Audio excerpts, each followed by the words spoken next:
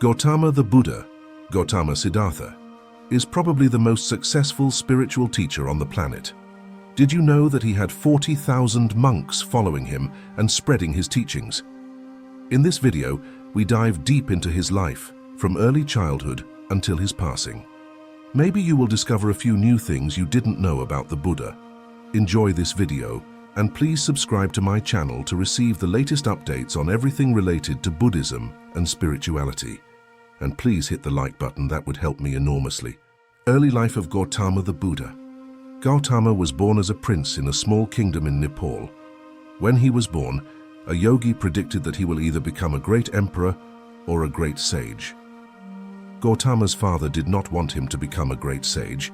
He wanted him to become a great emperor, and he thought that by being exposed to suffering or misery, he may turn into a sage. So he kept him in utter pleasure, the best food, clothes, and pleasures.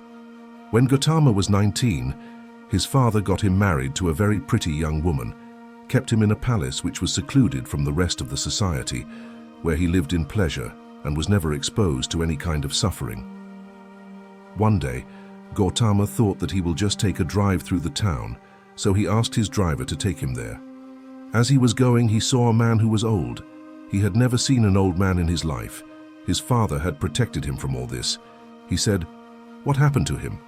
The driver said, "Oh, he is just an old man." "How does it happen?" he asked. He said, "Everyone gets old someday." He looked at himself. He was a nice youth. "What, me also?" He said, "Yes, everyone gets old. If they live long enough, they get old." Then he realized, "I will become like this." Then he saw a man lying on the street who was ill with something, not able to get up and in great suffering. He said, "Stop. What is this guy doing?" He said, "Oh, he is sick, unfortunately." "What does that mean?" He said, "The body, sometimes it gets sick. It can happen to anyone." "Me, a prince? It can happen to me? It can happen to anyone." Then he saw, "Oh, I can become like this." He was completely disturbed by this. Then they went further and he saw a funeral. They were carrying the dead body of a man. "What happened to that guy?" "Oh, he just died, that's all." "What does that mean?" "That happens to everyone without exception." Then he said, "What am I doing? Just eating pleasures and nonsense. What am I doing with myself?" Suddenly, he became sick of being a spoiled prince. He started looking, "What is the point of all this? This body is going to get old, I may get sick, and I will be dead for sure. Why am I investing my entire life in this nonsense?" But by then, he just got a baby. He could not leave his beautiful wife and his baby. He struggled and struggled. A little over a year has passed. When the little boy was 1.5 years of age, he could not hold it anymore.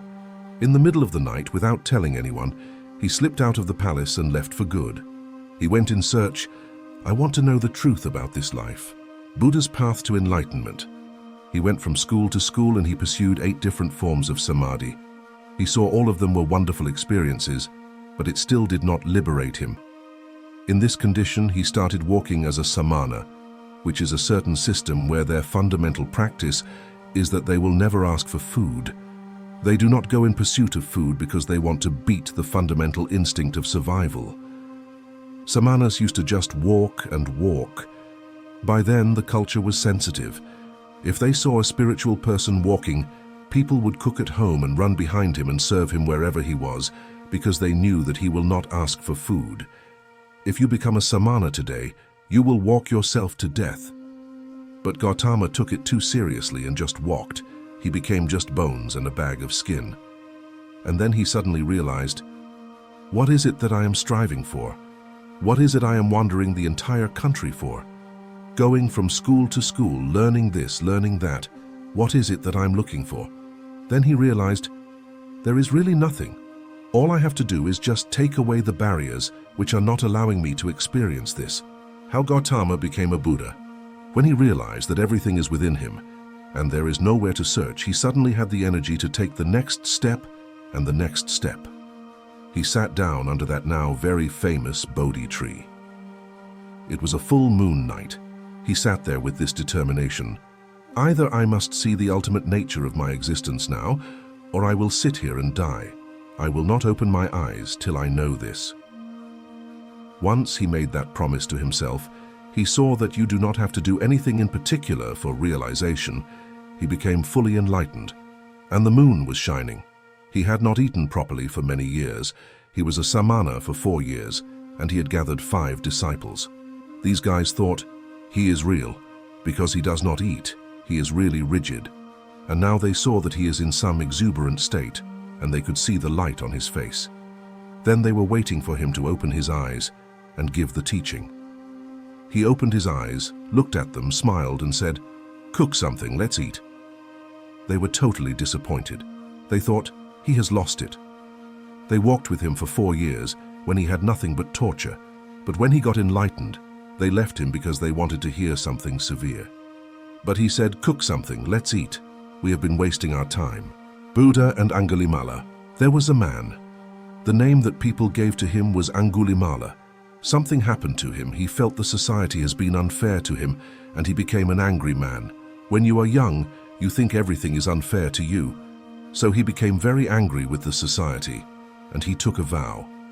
In this town which had been unfair to him, he was going to kill 101 people and cut off one of their fingers and wear it as a rosary around his neck. He went about doing this. He was housed in a jungle, but this was the pathway to go to many other places. People were terrified to go this way. Over a few years, he killed 100 people. He just wanted one more to satisfy his lust.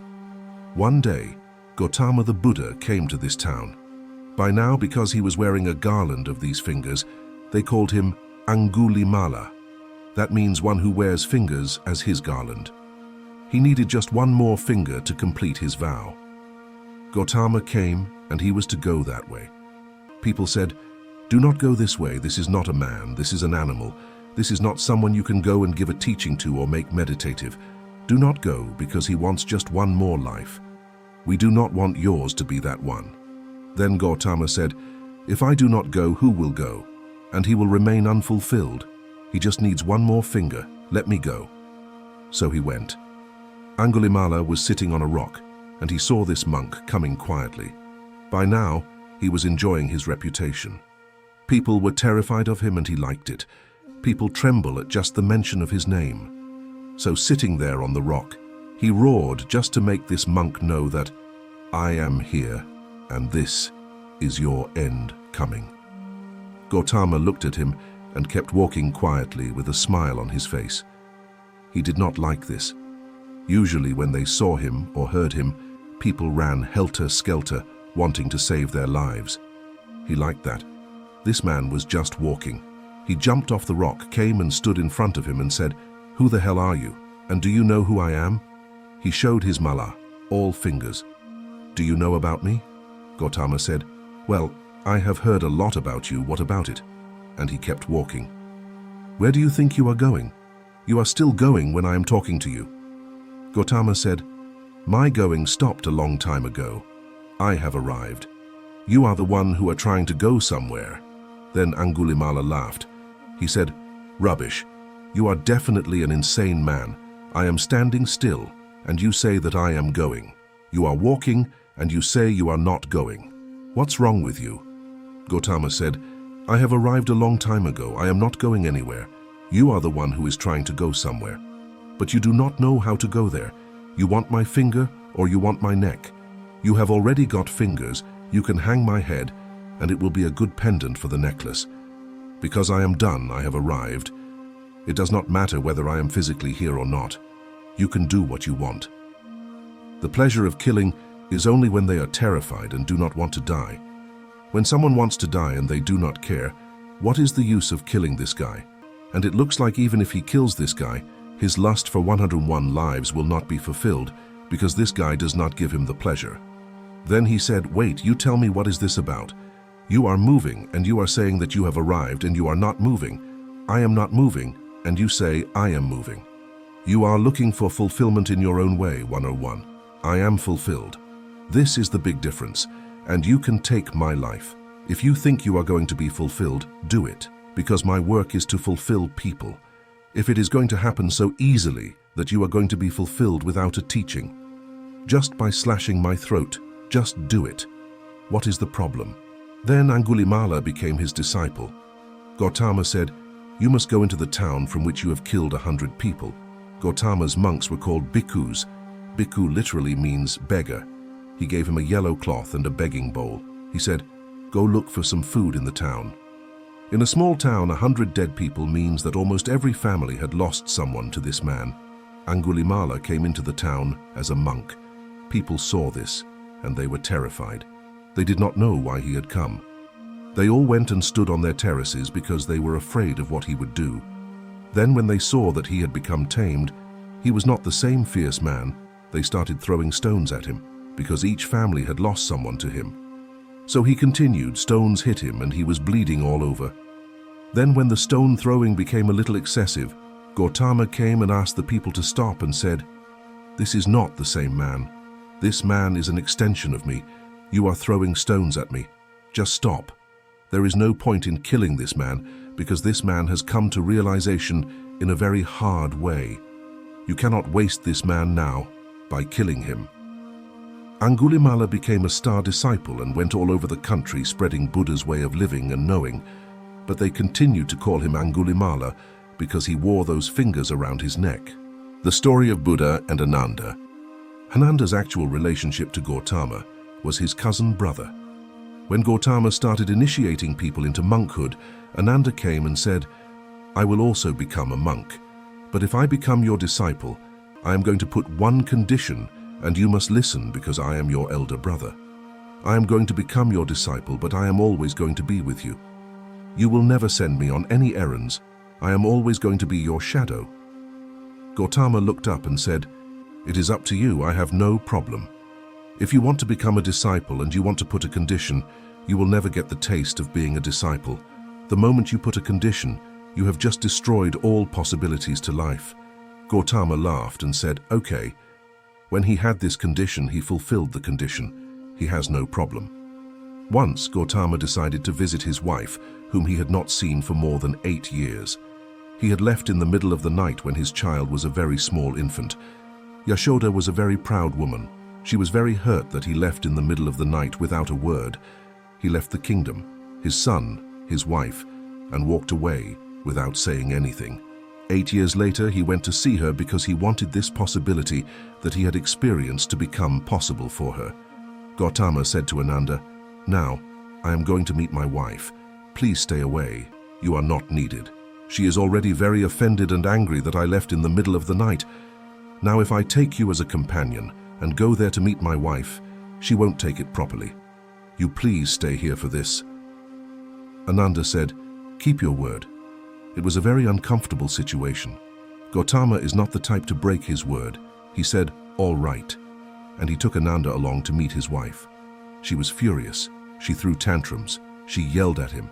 She called him a coward. He listened quietly. Then he told her, "That man who married you is no more. That man is gone. But I am here. Now I am Buddha. I am a realized being. Whatever was possible for that man was maybe a few more children. But now, something tremendous is possible. This man is totally different. Please look at me. I am not the same person." She said, "None of that. You are my husband." These are all conditions on relationships like Ananda's. You are a coward, and you left this little son. He does not even know who his father is. You ran away. She had many things to say. She said everything that she wanted to say. Gautama said, "That is fine." Then Yashoda played the usual trick. She said, "What is it that you are going to give your son?" She brought her son and said, "Ask your father what he is going to give you." Gautama had come prepared. He called Ananda and said, "Please bring my begging bowl." He brought the begging bowl. He called his son and said, "I do not want you to suffer as a king, so I am giving you the ultimate freedom. My legacy is my begging bowl." He handed his begging bowl to his 8-year-old son, and he became a sannyasi. Ananda destroyed his possibility by just one condition. He missed it all. When Gautama was on his deathbed, only the enlightened disciples went inside. All the others were left outside. Ananda cried and said, "I was so close to him, but I am left out of his circle. Why? Why did it not happen to me?" When people asked the same question to Gautama, he said, "How can a spoon taste the soup?" If you want to taste the soup, you need that awareness of the tongue. The moment you set conditions in life, you become inanimate. You get reduced to a thing, and you try to reduce the other thing. But that other thing is away from you. That was the unfortunate thing with Ananda. Does God exist? A very wonderful incident occurred in Gautama the Buddha's life. On a certain morning, he was sitting in a congregation of his disciples, and one person came. He was a devotee of Rama. He has been doing only Rama, Rama, Rama all his life, and he has not only been to the temple, he has built many temples himself. He was a great devotee. Age was passing away now, and a little doubt came. All my life, I have been doing only Rama, Rama, Rama. There are so many people here who do not believe in God, and they are still enjoying themselves in the world. I have missed everything just to utter the name of God. Suppose there is no God, as others are saying, I will miss my whole life. He knows that there is God, but he had just a little doubt. Anyway, there is an enlightened being here he is supposed to know. He went to Gautama. Early morning before the sun came up, he stood in the shadows and asked, Is there God? Gautama looked at the man and said, No. For the first time, he said a clear no. For all the disciples there, this was a struggle within them all the time, whether there is God or no God. This is a tremendous struggle, which has been on for thousands of years. Ever since man started existing on this planet, this struggle has been on within him. The struggle is on for both believers and non-believers. For the first time, Gautama said an emphatic no, and there was a big sigh of relief. You do not have to struggle anymore. There is no God. No one is snooping on you. You can do whatever you want with your life. The joy of it. There was a big relief. In the evening, another man came. This man was a Charvaka. These are out-and-out materialists who do not believe in anything other than what they see. Those times in the country, there used to be professional Charvakas. They would come to your town and throw a challenge. I will prove to you that there is no God. If you prove to me that there is God, I will give you so much money. But if I prove to you that there is no God, you must give me so much money. This is their profession. He was an expert Charvaka. You may have been believing in God for 50 years, but if you speak to him for 15 minutes, he will prove to you that there is no God. He has proven that there is no God to thousands of people. His age was passing away and a little doubt came. Suppose there is God. After proving no God for so long, when I go there, will he leave me alone? Already these believers say that God is very vengeful. Will he leave me alone? A little fear came. He knew that definitely there is no God, but just a little doubt came. He came to Gautama in the evening after the sun had set, and standing in the shadows, he asked the same question, Is there God? Gautama looked at the man and said, Yes. There was turmoil in the disciples again. In the morning, they were very happy that there is no God. In the evening, he says that there is God. What is Gautama playing at? What is the game anyway? Is he just trying to create confusion? Now the whole game is to take off all the belief so that you really search. With belief, you have only destroyed the search. How Buddha started Zen. On a particular day, Gautama came and sat on the dais. Hundreds of disciples were waiting for him to speak. There was one person in this group who was known as Mahakashyap. The rest of the community there had decided that he was crazy because he never comes and listens to Gautama Buddha's talks. He never meditates or does anything. He simply sits under a tree like a fool. He is not a smart spiritual man. He simply sits there. Everyone had just given him up as a fool to whom you cannot teach anything. On this day, Gautama came and sat. He had a flower in his hand. He just went on looking at the flower. People were waiting for him to speak, but he was so engrossed in the flower that he never said a word. Minutes went into hours, but he was simply looking at the flower. He never bothered to speak. Suddenly, Mahakashyap broke into laughter. He laughed uproariously. Then Gautama looked at Mahakashyap and the rest of the crowd and said, What I can give in words I have given you. What I cannot give in words I have given it to Mahakashyap. That was the beginning of Zen. There is no science, teaching, scripture, method or practice. You simply sit and wait. When it happens to you. Zen is a crazy way, but a very wonderful way because there is absolutely no bondage anywhere. But if Zen has to happen, there has to be a Mahakashyap. There has to be someone who is in that level of perception, otherwise it does not happen. What happened between Buddha and Mahakashyap is the first recorded moment of Zen in the world. It could have happened so many times before, but it did not become a spiritual path as such. Buddha says, drop it. On a certain day, a man came to see Gautama the Buddha. Gautama was sitting alone in a small enclosure, and the man came with 2 handfuls of flowers because in India, that is a normal way to greet your guru. As the man came towards him, Gautama looked at him and said, drop it. When he said this, the man thought that because he had brought these flowers as an offering, Gautama was telling him to drop it. Then he thought, maybe it is inauspicious because I am carrying it in my left hand. This is also a part of the culture that if you give something to someone with your left hand, it is considered inauspicious. So he dropped the flowers in his left hand and then went on in an appropriate way. Gautama looked at him once again and said, drop it. Now he did not know what to do. What was wrong with the flowers? He dropped the rest of the flowers. Then Gautama said, I said drop it, not the flowers. The one who brought the flowers, you have to drop that, otherwise you will not know the Buddha. You will come, you will bow down, you will listen, and you will go, but you will not know what it means to be with an enlightened one. You will completely miss the possibility. If you want to add a completely new dimension to your life, you have to drop that, not something else. Dropping your work, family, or this and that does not mean anything. Right now, what you call as myself is just a bundle of thoughts, emotions, ideas, opinions, and belief systems. If you do not drop that, where is a new possibility? Are you just trying to decorate the old stuff with some extras? That is not going to help, that is going to make things more difficult. But if you just say drop it, it does not drop off.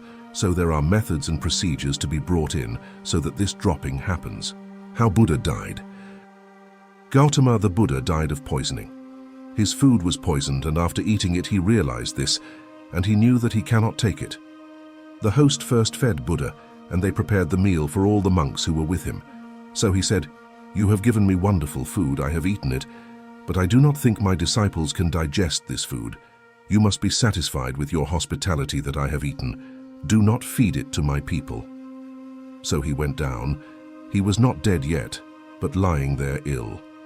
The disciples gathered, so he had to speak to them and give them some guidance on how to take this ahead, because he came to an unexpected end. He would have lived for a few more years. He was unable to sit up. He could not speak lying down, so he just supported his head and spoke. That pose became the pose of Gautama's Mahaparinirvana, as it is called. That pose became very sacred for the Buddhists. There are many images of Buddha lying down, because the last message, the basic direction he gave as to how this movement should go on, was at that time. Many Buddhists started lying down like this. It is a culture.